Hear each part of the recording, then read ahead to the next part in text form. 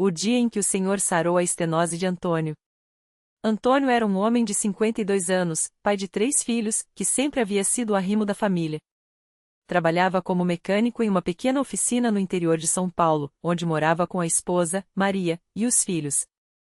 Era um homem honesto, trabalhador, mas que, nos últimos anos, havia se afastado da fé. Não por rebeldia, mas por desânimo. Deus não ouve mais as minhas orações, costumava dizer para si mesmo, depois que a vida lhe jogará uma pedra depois da outra.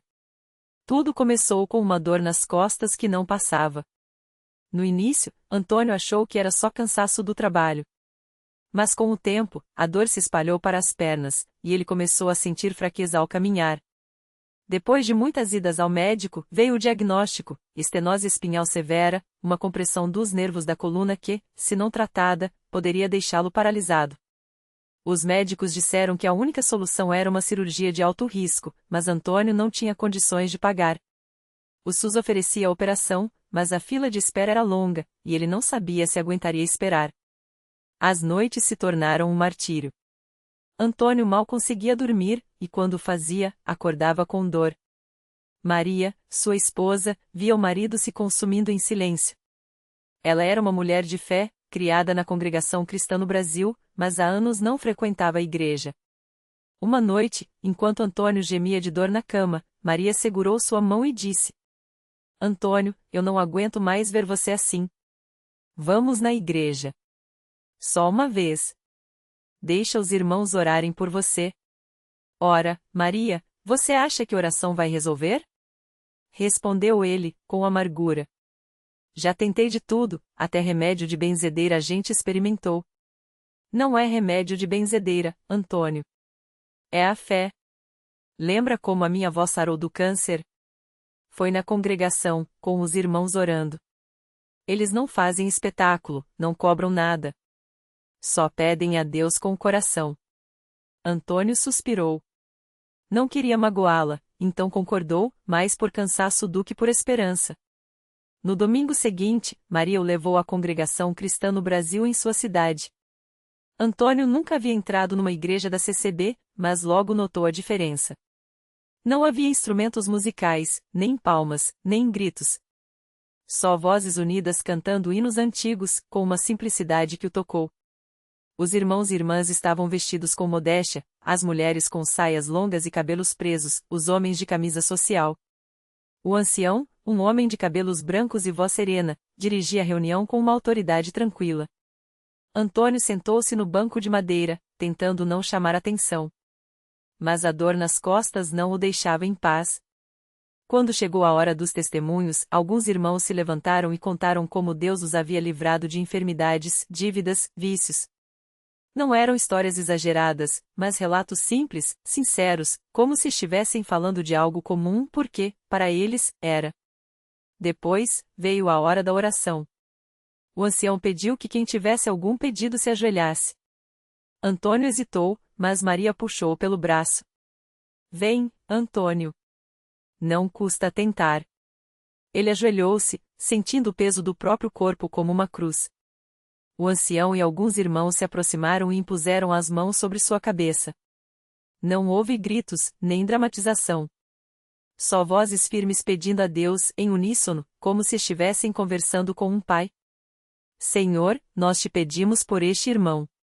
Tu sabes das suas dores, das suas noites sem dormir. Se for da tua vontade, sarai-o, para que ele possa servir-te e glorificar teu nome. Antônio sentiu algo estranho. Não foi um calor, nem um arrepio. Foi uma paz, como se uma mão invisível tivesse tocado suas costas. Ele não entrou em êxtase, não caiu no chão. Só sentiu, pela primeira vez em meses, alívio. Na semana seguinte, Antônio voltou à igreja. E na outra também. Não porque a dor tivesse sumido, ela ainda estava lá, mas mais leve. Ele começou a participar das reuniões de estudo bíblico, a ouvir os conselhos dos irmãos mais velhos. Um deles, o irmão João, um homem que havia sido alcoólatra e fora libertado pela fé, disse-lhe: Antônio, a gente não entende os caminhos de Deus. Às vezes ele sara logo, às vezes ele nos ensina a carregar a cruz com paciência. Mas uma coisa eu sei, ele nunca abandona quem nele confia. Antônio começou a orar em casa, sozinho, com palavras simples. Não sabia rezar como os pastores da televisão, mas falava com Deus como quem fala com um amigo. Maria notou a mudança nele. Ele já não reclamava tanto, já não se isolava. Até sorria mais. Até que, numa quarta-feira à noite, durante o culto de oração, algo aconteceu. O ancião estava lendo a Bíblia, falando sobre a fé como um grão de mostarda, quando Antônio sentiu, de repente, como se algo dentro dele se soltasse. Não foi gradual. Foi imediato. Ele se levantou do banco, surpreso, e andou sem dor. Não uma dor menor, nenhuma dor. Os irmãos notaram. Alguns se entreolharam, outros sorriram. O ancião parou a leitura e perguntou: Irmão Antônio, o que foi? Ele, sem saber o que dizer, só balbuciou: Não dói mais. O ancião sorriu e disse, com voz calma: Glória a Deus. Naquela noite, Antônio deu seu testemunho de pé, como era o costume na CCB. Não com palavras bonitas, mas com lágrimas nos olhos. Eu vim aqui sem fé, só porque minha esposa insistiu. Mas Deus teve misericórdia de mim. Não sei explicar, só sei que estou curado. Os irmãos cantaram o hino 45, Louvai ao Senhor, todos os povos, e Antônio cantou junto, com a voz embargada. No domingo seguinte, Antônio foi batizado nas águas. Ele entrou na piscina batismal com o coração cheio, e quando saiu, sentiu que não era mais o mesmo homem. Não só porque a doença havia ido embora, mas porque sua alma estava leve. Anos se passaram. Antônio nunca mais teve problemas na coluna. Continuou na congregação, levando os filhos, ajudando os necessitados, participando da Santa Ceia todo primeiro domingo do mês. Aprendeu que milagres não são só curas físicas, são também a paz que vem quando se entrega a vida a Deus, a força para perdoar, a coragem para começar de novo. Uma vez, um jovem que estava doente lhe perguntou: Irmão Antônio, como o senhor teve tanta fé? Ele sorriu e respondeu: Eu não tive fé no começo, meu irmão. Mas Deus teve fé por mim. Ele só queria que eu desse o primeiro passo. O resto, ele fez. E é assim que Antônio vive até hoje, grato, humilde, servindo. Porque aprendeu que, na congregação cristã no Brasil, não há lugar para espetáculo, só para Deus agir, no seu tempo, do seu jeito. E isso, para ele, é o maior milagre de todos. Anos se passaram, e Antônio já não era mais aquele homem curvado pela dor e pela amargura. Agora, aos domingos, ele chegava cedo à congregação, sempre com um sorriso no rosto e uma palavra de ânimo para quem precisava. Sua história de milagre já tinha se espalhado, e muitas pessoas o procuravam depois dos cultos, querendo ouvir como Deus havia mudado sua vida. Um dia, uma senhora chamada Maria, com os olhos cheios de lágrimas, se aproximou dele. Ela segurava um exame médico nas mãos, trêmulas. Irmão Antônio, eu não sei mais o que fazer, ela confessou, com a voz embargada.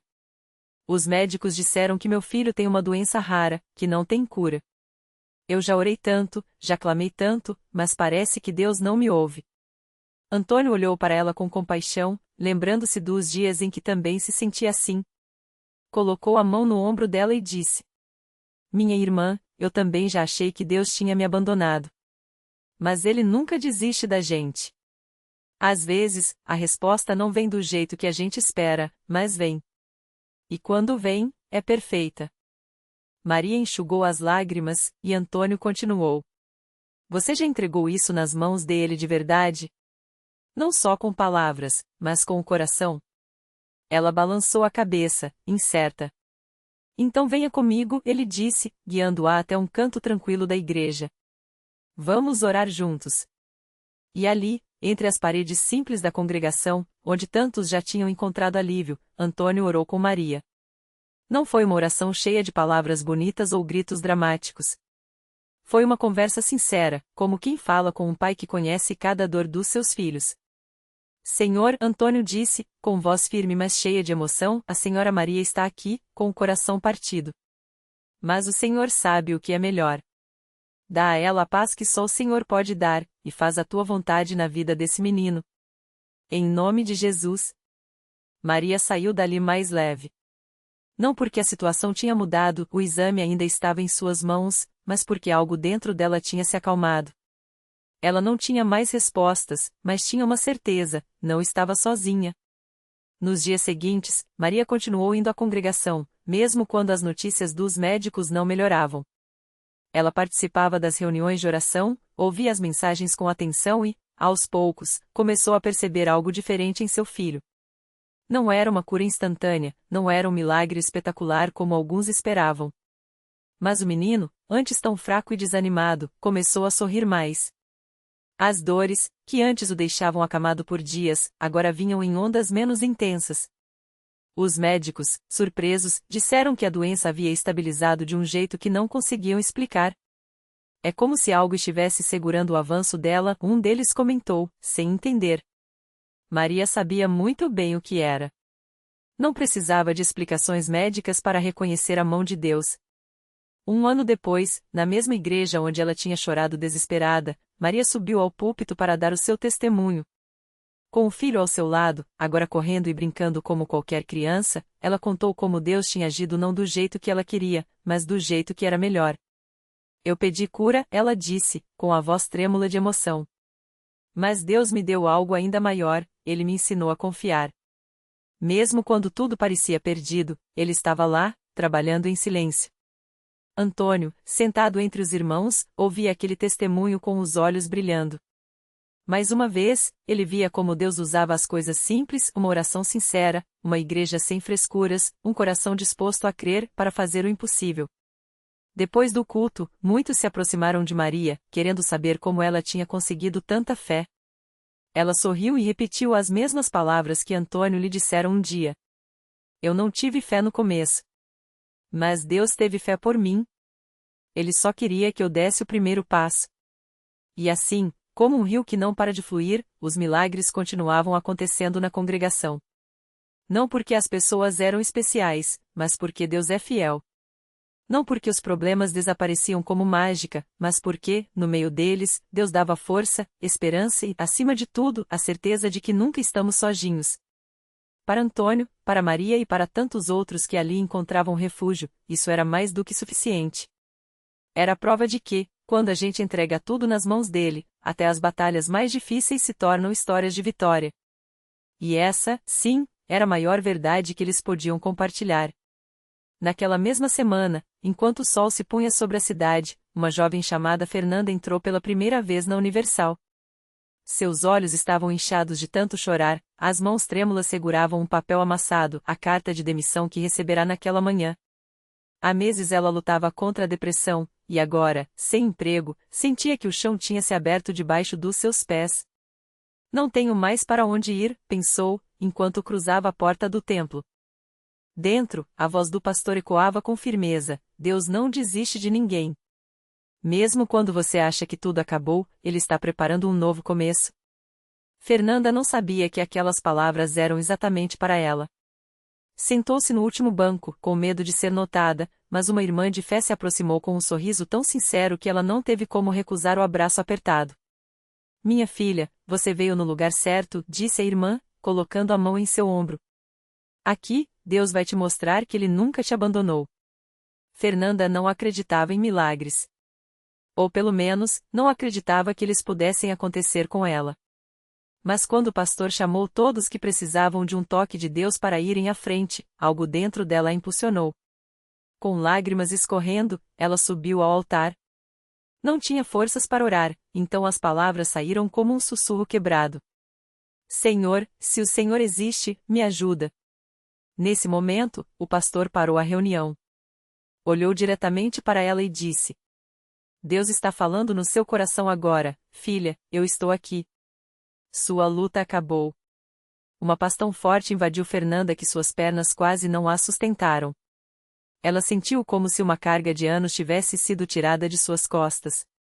No dia seguinte, sem entender como, recebeu uma ligação de uma empresa onde havia se candidato meses atrás, mas nunca tivera resposta.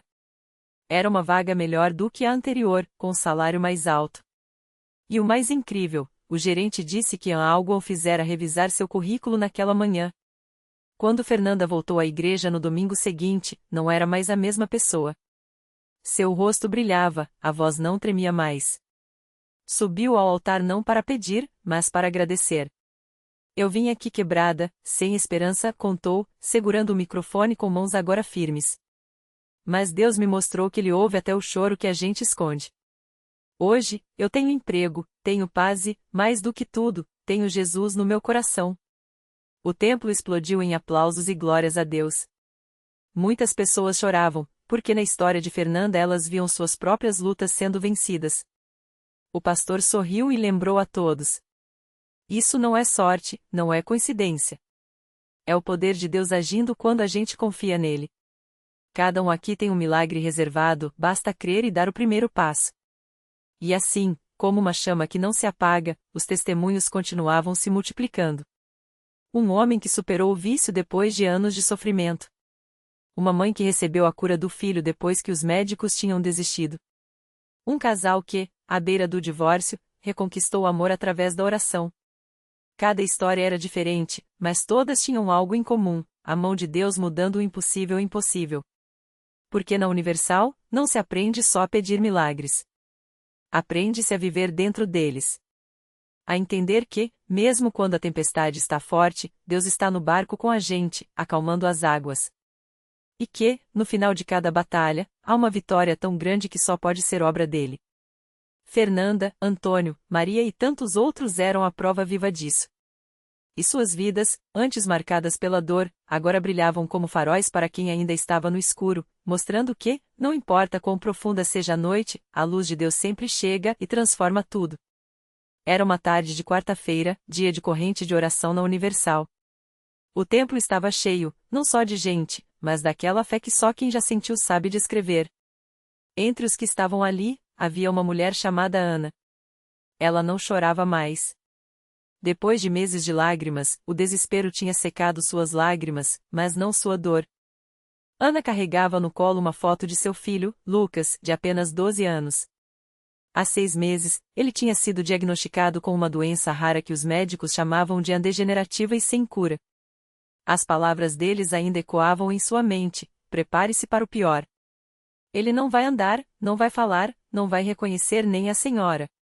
Mas Ana não podia aceitar isso. Não do seu filho. Não da sua vida. Ela já tinha ido a todos os lugares, hospitais, clínicas, até mesmo a outros credos, buscando uma resposta. Nada. Até que, uma amiga, que também tinha passado por uma prova difícil e sido livrada, a levou à Universal. Lá, Deus não só ouve, Ele age, disse a amiga. Ana veio sem esperança, só por vir. Mas Deus já estava preparando algo maior. Naquela tarde, enquanto o pastor falava sobre a fidelidade de Deus, Ana sentiu algo diferente. Não era emoção, não era coincidência. Era como se uma mão invisível apertasse seu coração e sussurrasse: confie em mim. Ela não sabia como, não sabia quando, mas pela primeira vez em meses, uma certeza nasceu dentro dela: Lucas vai sarar. O pastor chamou os que precisavam de um milagre para irem à frente. Ana foi, tremendo, com a foto do filho no peito. Quando o homem de Deus impôs as mãos sobre ela e orou com autoridade, Ana sentiu um calor percorrer seu corpo, como se uma corrente elétrica a atravessasse. Ela não caiu, não gritou. Só soube, no fundo da alma, que algo tinha mudado. No dia seguinte, Ana foi visitar Lucas no hospital, como sempre. Mas dessa vez, quando entrou no quarto, ele estava sentado na cama. Sentado. Os enfermeiros não acreditavam. Ele se mexeu sozinho hoje de manhã, disseram, incrédulos. Ana correu para o lado do filho, e quando segurou sua mão, Lucas a olhou nos olhos, realmente a olhou e murmurou, com voz fraca, mas clara: mãe? Os médicos não tinham explicação. Os exames, que antes mostravam uma degeneração acelerada, agora indicavam uma melhora inexplicável. Isso não é normal, disse o neurologista, coçando a cabeça. Não há registro de recuperação espontânea nesse estágio. Ana só sorriu. Ela sabia. Deus tinha ouvido. Deus tinha agido. Uma semana depois, Lucas já conseguia segurar um copo. 2 semanas depois, deu os primeiros passos, apoiado nas grades da cama. Os profissionais de saúde, que antes davam sentenças de morte, agora balançavam a cabeça, admirados. Não entendemos, mas estamos vendo, confessou um deles. Ana não perdeu tempo. Voltou à Universal, dessa vez com Lucas ao seu lado. Ele ainda estava fraco, mas seus olhos brilhavam de uma forma que só quem volta da beira do abismo conhece. Na frente de toda a igreja, ela contou o milagre. E quando Lucas, com voz ainda trêmula, disse obrigado, Jesus, não havia um olho seco no templo. Hoje, Lucas corre, estuda, brinca. Os médicos o chamam de acaso médico. Os desavisados chamam de a sorte. Mas Ana, Lucas e todos que viram essa história de perto sabem a verdade, foi Deus. Foi a fé que não desistiu. Foi a igreja que acreditou quando o mundo disse não. E assim, mais uma história se juntou àquelas que já brilhavam nas paredes da Universal. Mais um impossível virou possível. Mais um farol foi aceso, mostrando que, onde a medicina para, Deus continua. Onde a esperança acaba, Ele começa. E onde o homem diz não tem jeito, Ele responde, deixa que eu mostro. O milagre não terminou ali. Nos meses que se seguiram, Lucas não só recuperou a saúde como superou todas as expectativas. Os exames, antes repletos de sombras, agora mostravam um coração forte, pulmões livres e um corpo que, contra toda lógica, havia se reconstruído. Os médicos, incrédulos, pediram para estudar seu caso, mas Ana apenas sorria, não foi a ciência, foi a mão dele. Um dia, enquanto Lucas corria no parque, algo que os médicos juravam que nunca aconteceria, uma mulher desconhecida se aproximou de Ana, com lágrimas nos olhos. Eu ouvi sua história na igreja. Meu filho está doente, e eu quase desisti. Mas hoje eu vim pedir a Deus o mesmo milagre. Ana abraçou-a e sussurrou, não desista. O que ele fez por nós, pode fazer por você. A lição não era sobre cura, mas sobre fé que não se curva. O mundo dirá que é impossível. A dor gritará que é o fim. Mas Deus, no silêncio da oração, no clamor da madrugada, no suspiro de quem já não tem forças, responde. Não sempre como pedimos, mas sempre como precisamos. Hoje, a foto de Lucas sorrindo, com a camisa Deus é maior, está pendurada na igreja, ao lado de outras histórias de vitória. E toda vez que alguém olha para ela, lembra, onde o homem vê um ponto final, Deus escreve um novo capítulo. O milagre não foi só a vida de Lucas, foi a fé que nasceu em quem testemunhou. Foi a prova de que, mesmo quando tudo desaba, Deus segura. E assim, mais uma vez, o impossível se tornou um testemunho. Porque milagres não são exceções para Deus, são sua assinatura.